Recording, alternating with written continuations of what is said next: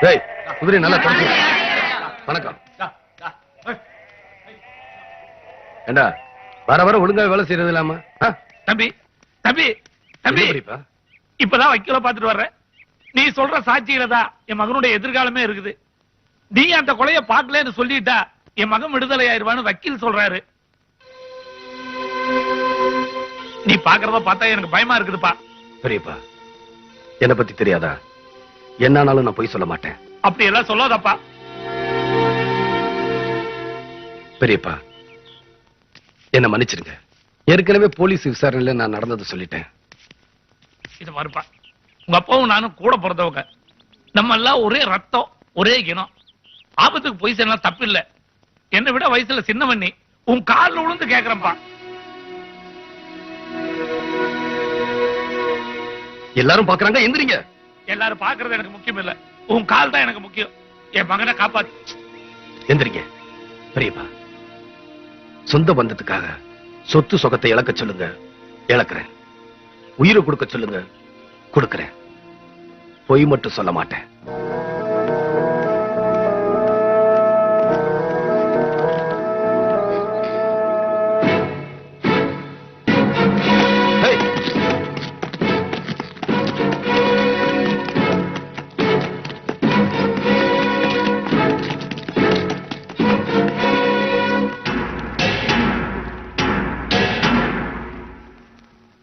ஆகவே கொலையை கண்ணால் பார்த்த விஜய ரகுநாத ரெட்டியின் சாட்சியத்தை வைத்து கொலை செய்த ஜெயராம ரெட்டிக்கு ஆயுள் தண்டனை விதித்து தீர்ப்பளிக்கிறேன்.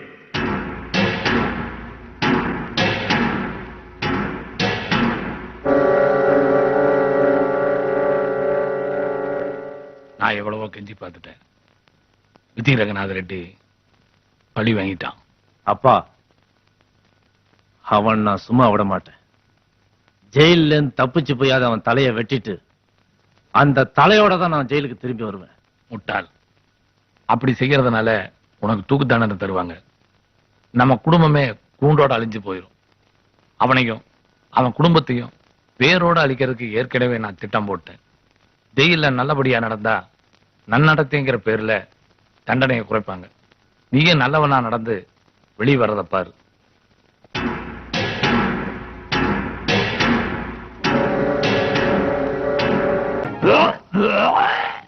அவன் சாப்பிட்டதுக்கு நீங்க வாந்தி எடுக்கிறீங்க?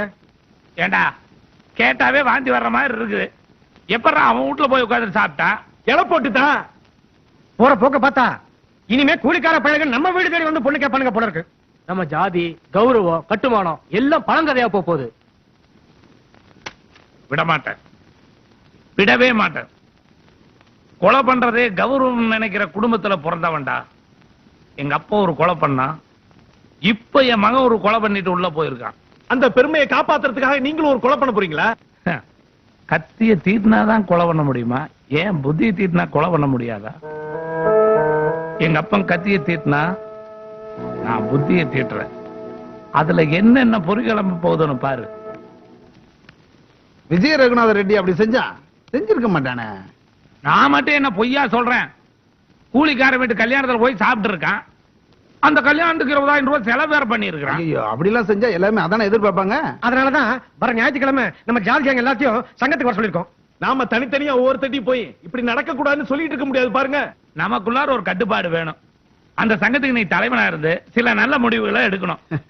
அதெல்லாம் நமக்கு ஒத்து வராது. நீங்க பெரியவங்க, நீங்களே தலைவரா இருங்க. நீ சொல்லுவப்பா, நான் தலைவரா இருந்தா ஒரு பையன் என் பேச்ச கேட்க மாட்டான். ஊர்ல 4 பேர் மதிக்கிற மனுஷர் நீங்க தலைவரா இருந்து 4 நல்ல சட்டத்திட்டங்களை கொண்டாந்தீங்கன்னா எல்லாரும் அதுக்கு கட்டுப்படுவாங்க.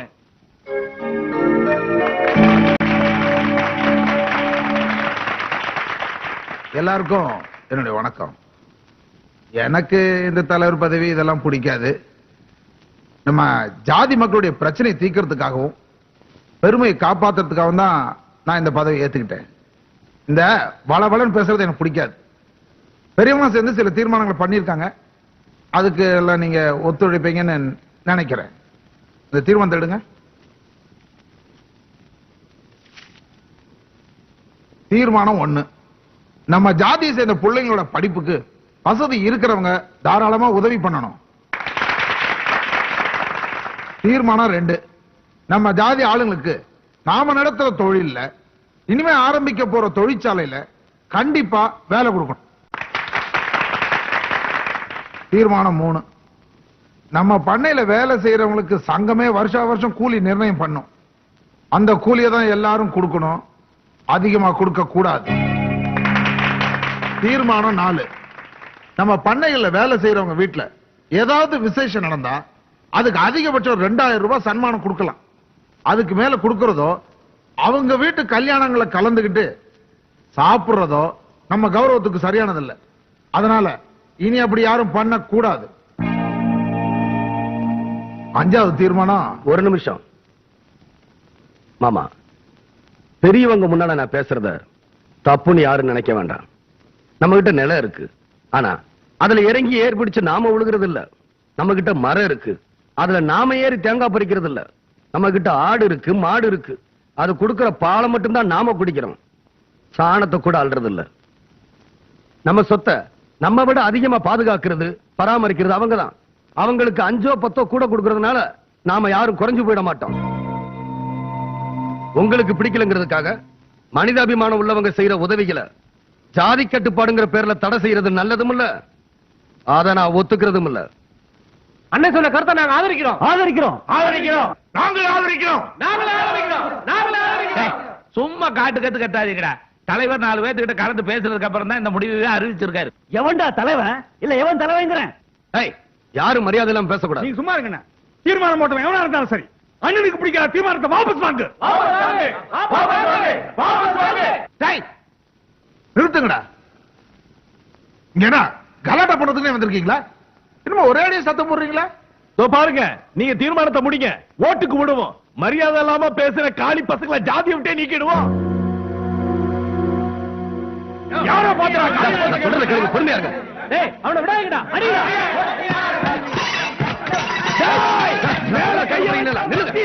பொறுமையா இருங்க, யாரையும் அடிக்க கூடாது. அவங்க சும்மா விடக்கூடாது. உங்களை அசிங்கப்படுத்தணும் போட்டுருக்காங்க. நான் சொல்றத கொஞ்சம் கேளுங்க. ஏயா, கூலிக்காரங்க வீட்டு கல்யாணத்துக்கு போய் சாப்பிட்டா நம்ம ஜாதியோட கௌரவத்துக்கு குறைச்சல்னு சொல்றீங்களே. நீங்க எந்த ஜாதினே தெரியாத ஒரு மலையாளத்துக்கார பொண்ண சின்ன வீடா வச்சிருக்கீங்களே, அப்ப மட்டும் நம்ம ஜாதியோட கௌரவம் குறைஞ்சு போகலையா? இதை எவன்டா கூட்டம் போட்டு கேட்டீங்க? ஏடா புறம்போக்கு நாயே, தலைவரை பத்தியா தப்பா பேசுற? யார பாத்திர நாயின்னு சொன்ன? நான் சொல்றத கேளு. யாரும் கலாட்டம் பண்ண கூடாது. போங்க. நான் சொல்றத கேளு. நீங்க போறீங்களா?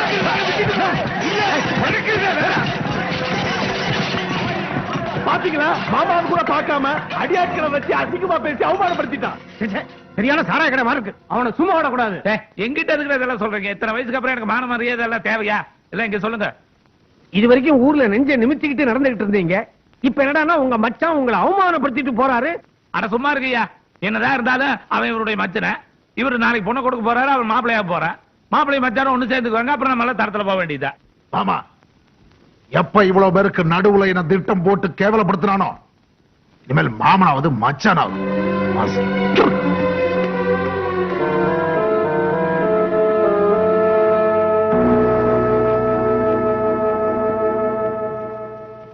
பெருசு எப்படி எங்க நடிப்பு?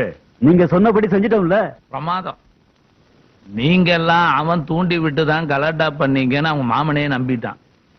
நான் பேசினபடி பணத்தை கொடுத்துட்றேன். ஆனா இங்க பணத்தை கொடுத்தா நான் தான் உங்களை எல்லாம் செட்டப் பண்ணேன்னு எல்லாத்துக்கும் தெரிஞ்சு போயிடும். தோட்டத்துக்கு வாங்க.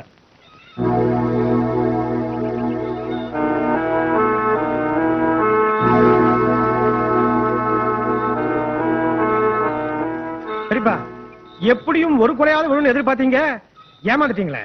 பொசுக்குன்னு பொண்ணை கூட்டிட்டு போய் தாலி கட்டிட்டானே. ஒரு காரியத்தை எடுத்துக்கிட்டா அதுல வெற்றி தோல்வி வர்றது சகஜம்.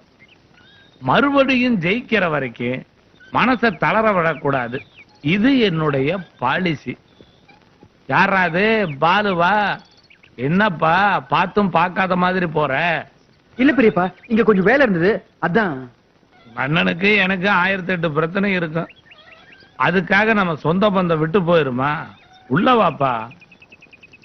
என்ன பாலு, படிப்பெல்லாம் முடிஞ்சதா? முடிஞ்சிச்சு பெரியப்பா. அடுத்த மாசம் ரிசல்ட் வருது. பெரிய படிப்பா பங்களே? BE mechanical. என்ன படிச்சு என்ன பிரயோஜனம்? அண்ணன் கல்யாணத்துக்கு வரணும்லப்பா. அவன் என்னடா பண்ணுவான்? அவன் அண்ணா அவனை கூப்பிட்டா தானே. ஒரு தந்தியாவது கொடுக்கலாம்ல. அன்னைக்கு தபால் ஆபீஸ் லீவா இருந்திருக்கலாம். திறந்து இருந்தாலும் செலவாயிடும் விட்டுருப்பாட்டா. அதுக்கு இவன் என்னடா பண்ணுவான்? சின்ன வயசுலயே படிப்பு அது இதுன்னு இவங்க அண்ணன் வெளியூருக்கு அனுப்பிச்சு வச்சுட்டான். எல்லாம் என் நன்மைக்கு தானே பெரியப்பா. ஆமா. அண்ணன் என்ன கல்யாணத்துக்கு கூப்பிடலன்னு எனக்கு கூட கோவம் தான். ஆ. ஆனா அந்த சூழ்நிலையில நானா இருந்தா கூட அதானே பெரியப்பா பண்ணிருப்பேன். நான் சொன்னது சரிதானே பெரியப்பா? ஆமாமா, 4 சாதி சனத்தை கூப்பிட்டு பண்ற சூழ்நிலையிலேயே அன்னைக்கு இருந்தது. உட்காரு. பெரியப்பா, மாமா ஏதோ கோவத்துல அப்படி செஞ்சிட்டாலும் பெரியவங்க நீங்க எடுத்து சொல்லி முறையா செஞ்சிருக்கலாம்ல. எடுத்து சொல்லணுமா? எவ்வளவு சொன்னோம்? உங்க மாமா கேட்க மாட்டேன்ட்டான்ப்பா. சரி விடுங்க, எல்லாம் நல்லபடியா முடிஞ்சிச்சுல்ல. நான் போய் மாமா பாத்துட்டு வரேன். என்னதே மாமாவை பாத்துட்டு வர்றியா? இப்பதான் அவ்வளவு சொன்னோம். அவன் எவ்வளவு கோபக்காரன். நீ அவன் வீட்டுக்கு போற, என்ன மாதிரி அவன் உட்காருன்னு சொல்லேன்னு வச்சுக்க. ஆனா போடா வெளியே அப்படின்னு சொல்லிட்டானா நீ எங்கட மாதிரியா? ரோசக்காரன் வேற. அப்படியெல்லாம் சொல்ல மாட்டாரு. அக்கா இருக்காங்கல்ல, நான் போயிட்டு வரேன் பெரியப்பா. ஏன் பெருசு பையன் நம்ம இழுத்த இழுவைக்கு வரமாட்டான் போல் இருக்க. பெருசு செவ்வா இருக்கிறான். அவன் பச்சை களிமண்ணு அப்படிதான் இருக்கும். தண்ணியில நனைஞ்சதுன்னா பக்குவத்துக்கு வந்துரும். அதுக்கப்புறம் பானையும் செய்யலாம், சட்டியும் செய்யலாம். உண்டியல உடச்சிட்டீங்கன்னா போங்க பெருசு.